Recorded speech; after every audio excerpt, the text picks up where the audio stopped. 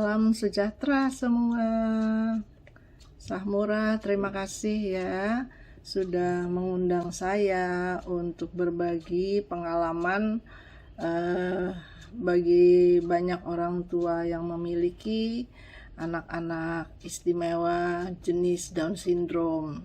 Saya Arianti, saya tinggal di Jakarta dan saya mempunyai anak laki-laki dengan terlahir Down Syndrome. Sekarang umurnya sudah 30 tahun, jadi lumayan pengalaman saya ya. Saya coba untuk membantu menjawab pertanyaan-pertanyaan yang Sahmura ajukan. Pertama, bagaimana cara menemukan potensi anak? Karena judul daripada program ini adalah mencari talenta atau yang namanya hidden gems ya. Artinya sebuah permata yang indah yang bisa kita temukan di anak-anak Down Syndrome ini. Tentunya saya tidak perlu panjang-panjang untuk menjelaskan bagaimana rasanya mempunyai anak yang terlahir dengan Down Syndrome. Apalagi 30 tahun lalu itu kita belum kenal yang namanya Down Syndrome ya. Kita hanya kenal tunanetra, tunarungu, mungkin tunadaksa yang masih disebut cacat fisik. Lalu kita kenal juga dengan idiot, imbecile yang lebih mengarah kepada penyakit kejiwaan. Tetapi dengan Down Syndrome ini sangatlah beda ya. Jadi kita tidak bisa bilang bahwa mereka itu idiot. Tetapi pada waktu itu memang tidak dikenal jenis-jenis tunagrahita atau waktu itu masih namanya mental retardasi, sangat tidak dikenal.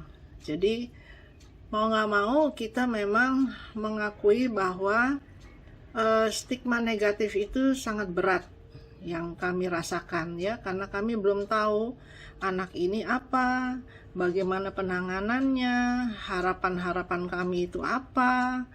Jadi sangat mengerikan, sangat menakutkan. Bagaimana cara menemukan potensi anak? Ya nggak gampang, karena mereka itu adalah jenis intelektual disabilitas. Nama jeleknya itu mental retardasi, betul. Nah sekarang nama baiknya, nama bagusnya itu adalah disabilitas intelektual. Ya, lebih acceptable, lebih manusiawi. Karena pada dasarnya yang paling penting mereka itu adalah manusia ciptaan Tuhan, sama-sama kita semua ya. Jadi mereka punya hak, mereka punya derajat yang sama dengan kita ya, martabatnya juga sama dengan kita. Jadi kita secara manusiawi dan sebagai orang yang beragama, kita tidak boleh mengecilkan dan melecehkan mereka, itu sebetulnya ya. Tetapi kalau kita menuruti ilmiah ya, keterbelakang mental, cacat mental, atau sekarang namanya intelektual disabilitas itu harus kita akui bahwa memang itu ada ya, dan ada beberapa macam. Nah, salah satunya adalah Down Syndrome. Down Syndrome kalau kita lihat di internet itu banyak sekali minus-minusnya ya, dan malah ada yang multi, artinya Down Syndrome plus apa, Down Syndrome plus apa. Jadi untuk menemukan potensi anak seperti juga anak-anak yang normal, kita tidak begitu mudahnya, malah lebih susah ya, karena mereka itu tidak bisa mengungkapkan maunya apa, mereka juga tidak tahu mesti bagaimana ya. Jadi kita harus mencari-cari, menebak-nebak. Artinya kita harus membuka pintu yang seluas-luasnya untuk menemukan, oh dia ini cocoknya di sesuatu hal, sesuatu kegiatan ya. Jadi tanpa itu kita tidak bisa tahu. Dan menuju ke sana itu harus kita juga memberi berbagai keterampilan, karena kita harus sadari juga bahwa Down syndrome ini banyak sekali golongannya. Jadi ada yang berat, ada yang namanya ringan, ada yang tengah-tengah ya. Dan itu juga ada yang namanya mampu didik atau mampu latih. Jadi beda ya. Kalau yang mampu didik lebih pintar, lebih baik, lebih mampu daripada yang hanya mampu latih. Seperti anak saya hanya mampu latih, tidak bisa mampu didik. Jadi lebih kepada life skill atau kegiatan-kegiatan keterampilan. Itu pun juga harus dilatih dengan kesabaran yang luar biasa dan waktunya yang sangat lama ya. Tergantung lagi bagaimana kita di keluarga, apakah terlalu dimanja, apakah dibiarkan saja atau diikut sertakan ya. Jadi itu banyak sekali hal-hal yang mesti diperhatikan. Kalau ditanya kapan pertama kali menyadari bakat anak dan bagaimana ceritanya, kalau dibilang pertama kali kita belum tahu, karena anak saya itu saya hanya bisa bilang atau bercerita soal anak saya ya. Saya itu punya anak 3 laki-laki. Anak saya yang bungsu terlahir dengan Down syndrome. Itu bedanya dengan anak yang kedua dan yang pertama adalah 8 tahun dan 10 tahun. Jadi sangat jauh ya. Jadi konsentrasi saya itu kepada anak-anak saya yang besar. Waktu saya konsentrasi kepada anak saya yang bungsu, yang terlahir dengan Down syndrome, saya sudah punya banyak waktu dan pengalaman yang lumayan ya untuk menata anak saya yang bungsu, yang Down syndrome itu. Dan dalam perjalanan hidup saya, karena anak-anak saya ini laki-laki dan mereka itu sangat atletik, anak saya yang bungsu ini dengan sendirinya ikut serta dalam kegiatan-kegiatan sport atau olahraga atau kegiatan di luar rumah yang dinamis ya. Nah, apakah sekarang saya bisa bertanya kepada diri saya sendiri, apakah karena itu jadi anak saya yang bungsu ini lebih terampil daripada anak-anak Down syndrome lain yang saya kenal, yang tidak ada akses ke sana atau belum mengerti akses tersebut, atau memang dia itu terampil? Itu pertanyaan saya tidak bisa jawab ya, karena waktu 30 tahun yang lalu saya tuh tidak mengerti apa-apa tentang Down syndrome. Jadi ya alhamdulillah saya bisa menemukan hal-hal yang baik untuk anak saya. Dan saya pelajari, dan saya orangnya memang suka menganalisa, mengevaluasi. Jadi apa yang dia bisa, itu yang saya gencarkan, itu yang saya asah. Jadi nanti nambah lagi ilmunya, nanti nambah lagi kemampuannya, begitu seterusnya sampai sekarang. Anak saya itu IQ-nya 35. Jadi kalian bisa ngebayang ya, bisa bayangkan ya, IQ 35 itu seperti apa. Ya, awalnya saya itu menderita sekali mendengar bahwa anak saya itu IQ-nya 35. Orang normal itu mungkin 100 ya. Ini 35, setengahnya aja enggak.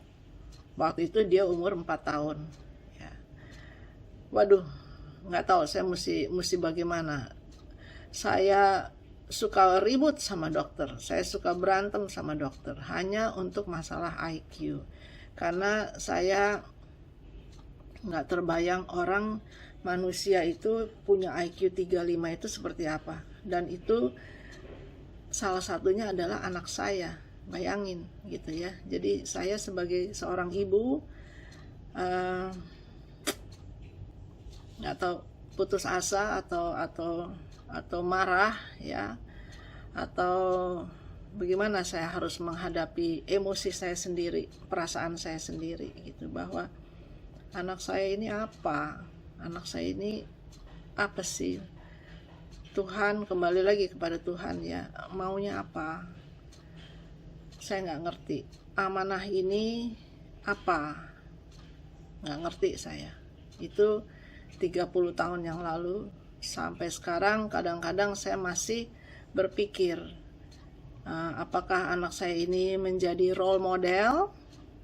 Harus saya begitukan agar saya juga lebih tentram ya, dan bahwa saya harus bisa berhasil karena sebagai ketua sebuah yayasan, sebuah kumpulan, tentunya saya merasa bertanggung jawab.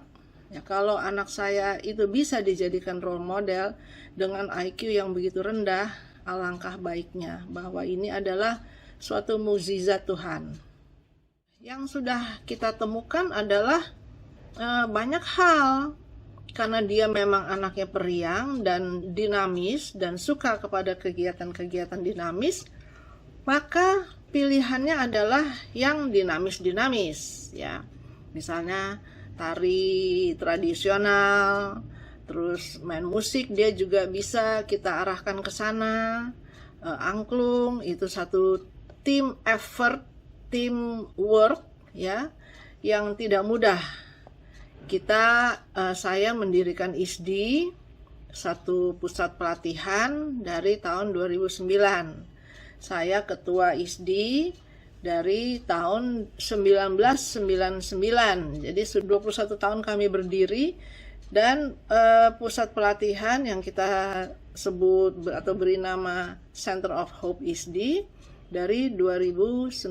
Jadi sudah lama, cukup lama kami berkecimpung di pengolahan hidup anak-anak Down syndrome. Tapi kita harus positif terus ya. Kalau kita tidak positif, itu nanti anak ini ya akan merasakan juga bahwa oh, si ibu atau si guru atau siapapun yang melatih dia itu nggak bisa connect hatinya dengan ini anak, tambah lagi susah. Jadi kita memang diuji untuk kesabaran ya, dan kepositifan feeling kita, rasa kita ini harus nyambung. Kalau nggak nyambung itu mereka juga nggak mau diajar, mental, pasti mental gitu. Jadi ada ikatan batin ya, itu harus ada gitu, baru itu akan berhasil. Nah, setelah kita sadar bahwa oh, rupanya dia senangnya ini gitu ya, satu kegiatan yang dia sukai gitu. Nah, itu yang kita harus asah terus sampai dia tuh bisa, sampai itu menjadi bagian dari hidupnya, menjadi suatu kebiasaan yang dia senang, yang dia enjoy, yang dia hayati. Nah, itu kita harus teruskan. Jadi ya tentunya diharap dia akan lebih baik ya. Mau dibilang profesional sih mungkin itu relatif ya, bagaimana kita menilainya ya. Tetapi untuk lebih baik ya harusnya dicoba terus gitu, karena sekali dia bisa artinya ada harapan bahwa dia akan bisa lebih baik.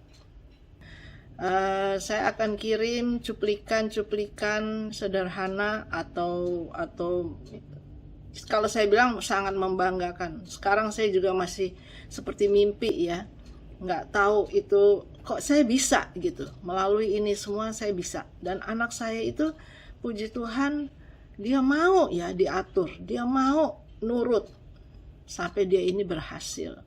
Hanya dengan IQ 35 ya, yang namanya hanya mampu latih, bukan mampu didik. Mampu didik itu satu kebanggaan bagi orang tua. Kalau mampu latih itu, aduh rasanya sedih sekali ya. Tapi mau apa? Kita sudah dikasih dan kita adalah orang tua yang terpilih. Jadi ibu-ibu di sana, mama-mama, papa-papa, ayah-ayah, bunda-bunda di luar sana yang mempunyai anak-anak Down syndrome ya, terutama yang baru-baru, jangan khawatir ya. Saya ini sudah melewati hal itu 30 tahun yang lalu. Jadi saya bisa bicara gitu. Dulu itu tidak ada apa-apa. Sekarang itu banyak sekali wadah-wadah, informasi-informasi bisa dicari di internet, bisa dicari di Google, bisa dicari di mana-mana. Juga sudah banyak organisasi, perkumpulan-perkumpulan atau wadah-wadah yang ada yang bisa melayani anak-anak kita. Mereka butuh apa sudah bisa dicari, ya. Jadi jangan khawatir, rawatlah mereka dengan baik, ya. Selalu positif, belajar harus bisa positif, dan jangan dimanja. Dimanja itu tidak akan membuahkan hasil yang baik. Percaya saya, anak saya tidak dimanja. Artinya dimanja boleh tentunya, ya, tapi jangan dimanja. Oh ini nggak boleh, oh ini nggak boleh, ya. Megang piring nggak boleh, megang sendok nggak boleh, harus disuapin. Jangan. Dari kecil kalau dia bisa, silakan lakukan saja. Sama seperti anak-anak kita yang normal, harus bisa. Itu prinsip saya, itu anak ini harus bisa. Tidak ada cerita dia nggak bisa, harus bisa. Jadi harus diajarin. Memang caranya bagaimana, satu-satu keluarga punya cara masing-masing.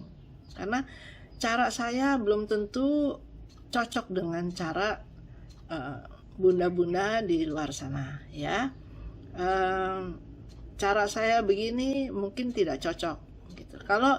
Tapi ya harus dicari aja gitu, cocoknya yang mana. Jangan takut. Mereka itu bukannya ringkih yang bisa patah-patah gitu, enggak, ya. Mereka bisa.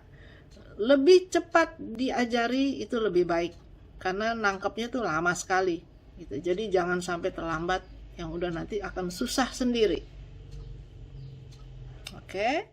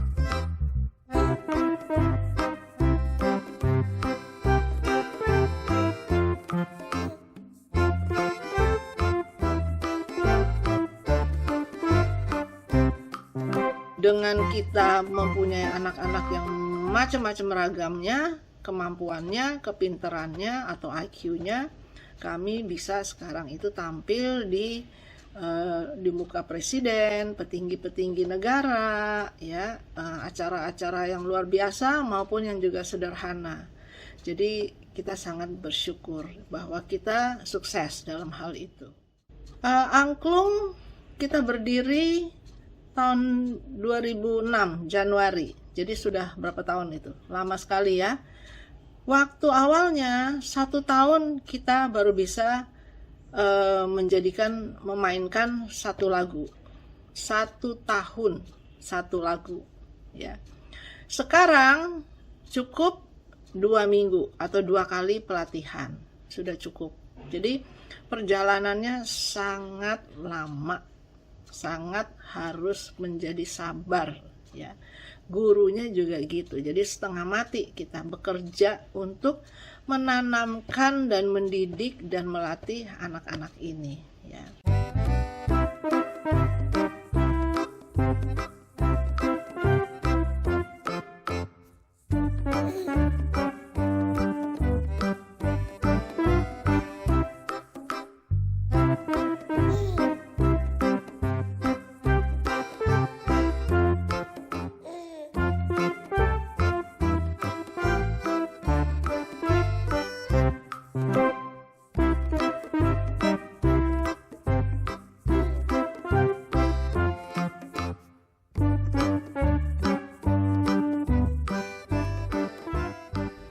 Kita juga berkolaborasi dengan badan-badan lain, ya, untuk olahraganya, ya, agar kita bisa juga bukannya hanya melatih saja, tetapi ada ajang performance-nya, tampilnya, ya, di mana anak-anak itu bisa mengukur dan diapresiasi sama orang banyak bahwa mereka akhirnya bisa. Itu pun juga bertahun-tahun, ya, bukannya sekali jadi atau sekali event gitu, bukan. Bertahun-tahun baru bisa, ya. Mau itu lari, mau itu olahraga renang, mau itu bowling, mau itu karate, ya. Jadi jangan pikir bahwa itu satu pekerjaan yang ece-ece atau sebentar urusannya, enggak. Ya, sama sekali itu tidak, bahwa ini adalah urusan panjang dan tidak ketahuan di mana ujungnya.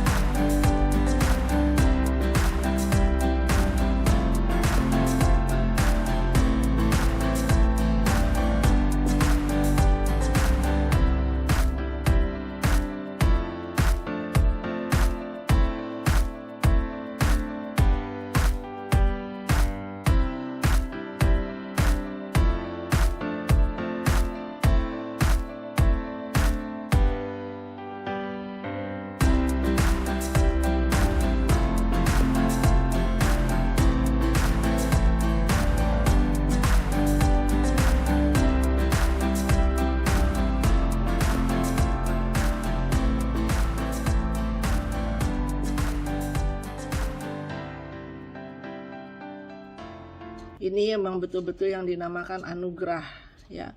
Mengubah beban menjadi berkah.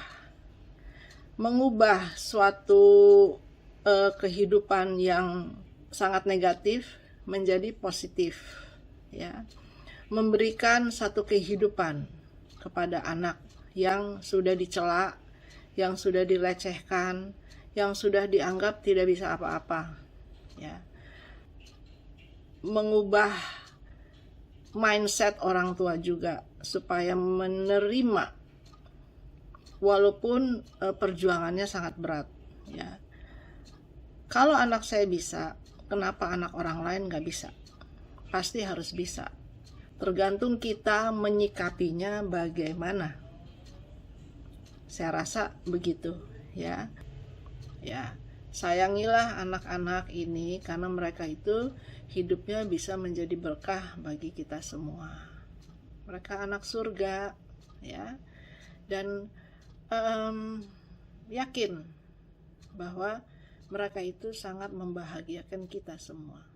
Amin. Terima kasih.